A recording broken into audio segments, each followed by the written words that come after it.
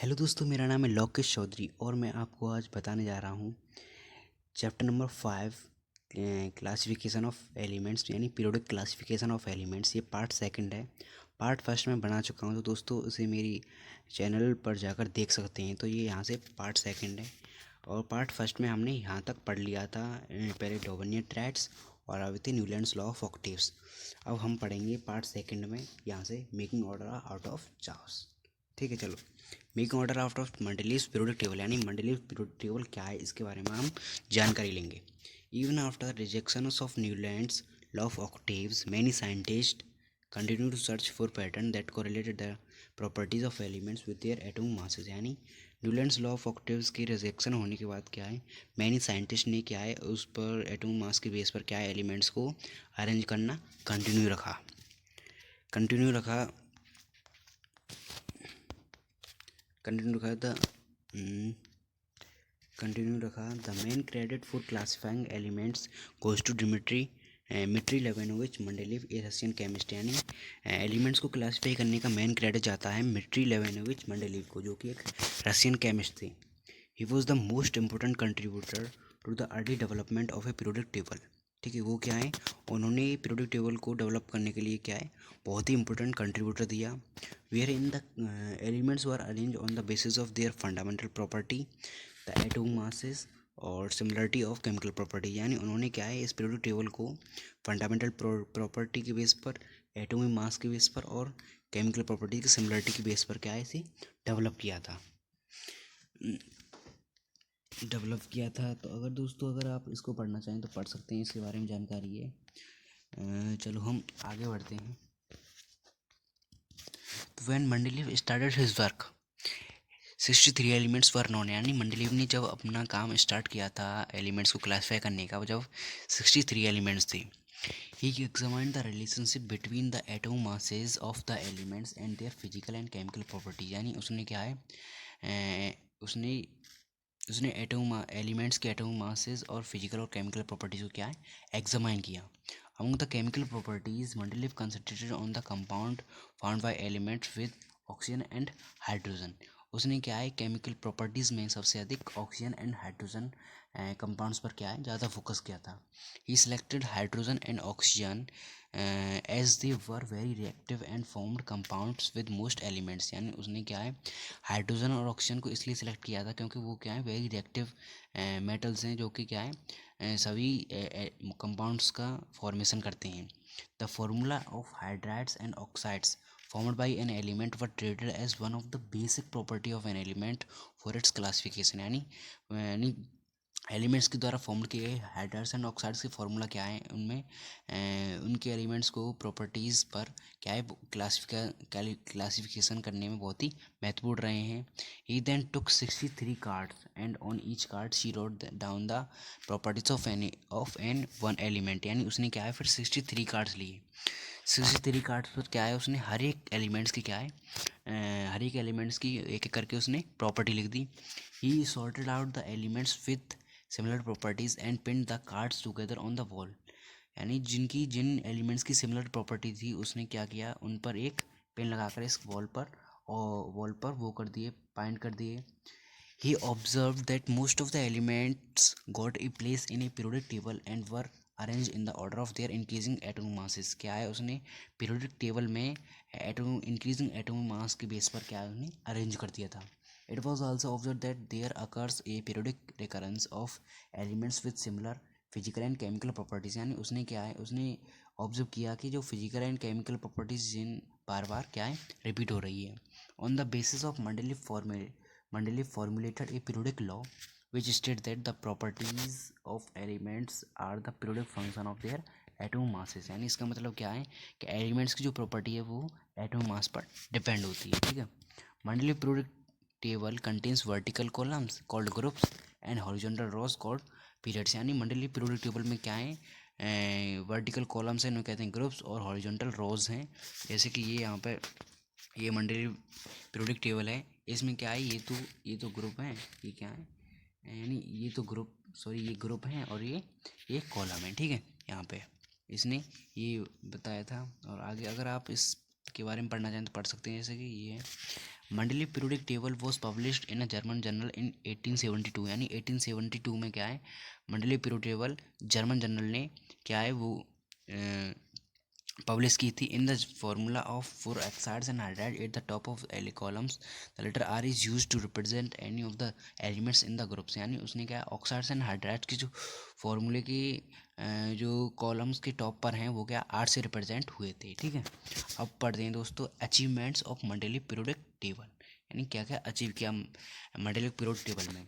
While developing the periodic table, there were a few instances where Mendeleev had to place an element with a slightly greater atomic masses before an element with a slightly lower atomic masses। यानी इसका मतलब ये है कि मंडलीव ने क्या है कि मंडलीव सॉरी दोस्तों ये यहाँ से हो गया, यानी जो मंडलीव ने क्या है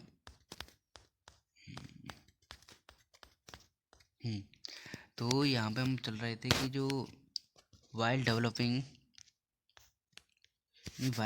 the periodic table, there were a few instances where Mendeleev had to place an element with a slightly greater atomic masses before an element with slightly lower atomic masses। यानी इसका मतलब ये है कि जो यहाँ पे मंडलीव ने जो टेबल बनाई है उसमें क्या है कि जो इंक्रीजिंग एटॉमिक मास की बेस पर बनाई थी, लेकिन यहाँ पे क्या है कोबाल्ट का जो एटॉमिक मास है 58.93 है और निकेल का जो एटॉमिक मास है वो है 58.71।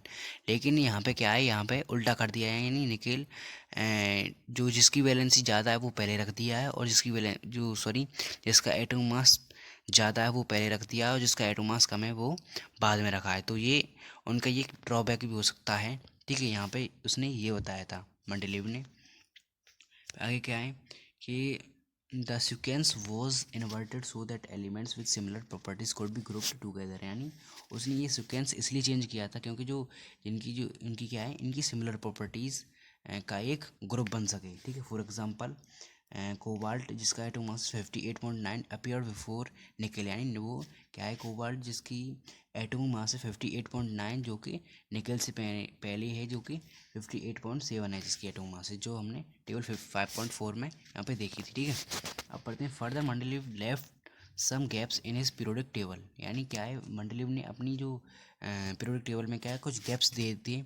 Instead of looking upon these gaps are as defects, यानी कुछ लोगों को लगा था कुछ केमिस्ट को कि ये क्या है ये डिफेक्ट्स हैं, लेकिन Mendeleev boldly predicted the existence of some elements that had not been discovered at the time.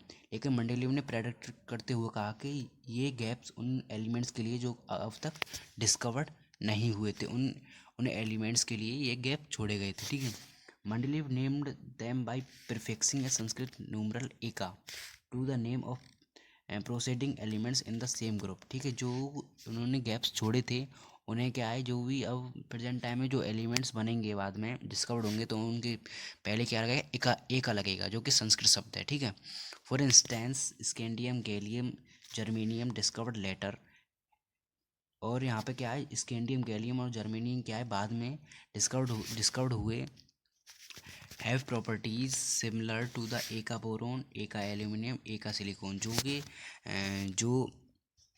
जो एलिमेंट्स बाद में डिस्कवर्ड हुए जो कि किसके सिमिलर थे एका बोरोन एल्यूमिनियम और सिलिकॉन के सिमिलर थे, इसलिए उनके आगे क्या है एका लगा दिया था। ठीक है, the properties of eka aluminium predicted by Mendeleev and those of the elements gallium which was discovered later and replaced eka aluminium are listed as follow, यानी जो गैलियम था वो क्या है बाद में डिस्कवर्ड हुआ था उसकी जगह पे क्या है एका एल्यूमिनियम की जगह क्या है गैलियम को रख दिया था। देखते हैं यहाँ पे क्या है इस टेबल में देखते हैं तो एटॉमिक मासेस, यानी एटॉमिक मास एका एल्यूमिनियम का एटॉमिक मास है 68 और फार्मूला ऑफ ऑक्साइड्स यानी एका एल्यूमिनियम का फार्मूला है ऑक्साइड्स का E2O3 और क्लोराइड का ECl3।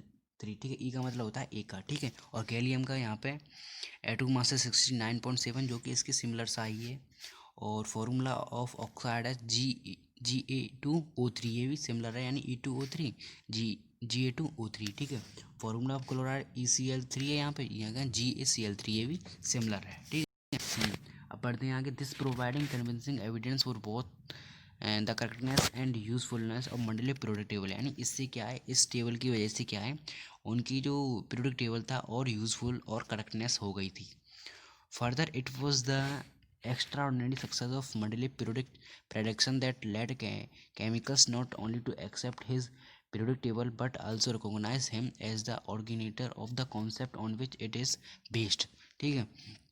इनकी वजह से क्या है कि जो मंडलीय पीरियोडिक टेबल थी, वो इतनी सक्सेस होती जा रही थी, इस टेबल से इतनी सक्सेस हो गई थी कि क्या है, उनको जो बड़े बड़े केमिस्ट थे उन्होंने क्या है उसे रिकोगनाइज किया था. ठीक है.